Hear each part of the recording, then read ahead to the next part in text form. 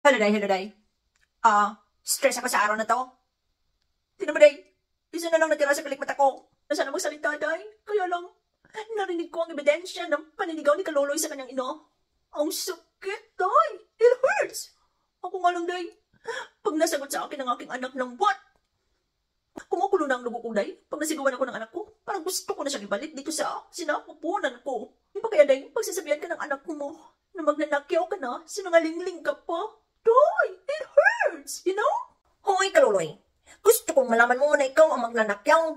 Marami kang ninanakyaw sa iyong ina na hindi mo alam. Hanggat hindi mo ginagamit ang utak mo, dong.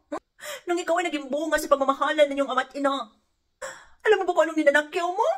Ang katawang lupa niya.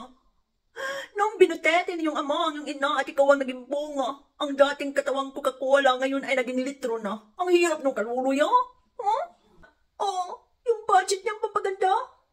May wala na, sapagkat kailangan niyang unahin ang iyong gatas pati vitamina. Mga gabing walang tulog ang nanay mo sa kakabantay sa iyo para masigurong mahimbing ang tulog mo. Pagkasakit ka, nawawala ang kanyang saya. Dahil kailangan niya maghanap ng pera para mapagamot ka at nang maibsan ang sakit na iyong nadarama. Ha? At higit sa lahat, Kaluloy, ninakyaw mo, pulman ang kanyang muka. Sapagkat talaga namang kawangis ka niya. Tingnan mo yung mapupungay mong mga mata. Diba, katulad talaga ng yung inang si Angelica. Pati na ang yung height, ha? Diba, sa kanya din nagmana. Kaya ka naging bunso, diba? Ha? Umuwi ka na.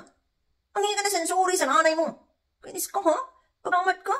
Isa na lang yung natira sa aking pilikmata. Kitang-kita kita dong, ha? Uli na. Kapagukod ka na ko rin ang baka. Kainis ka, ha?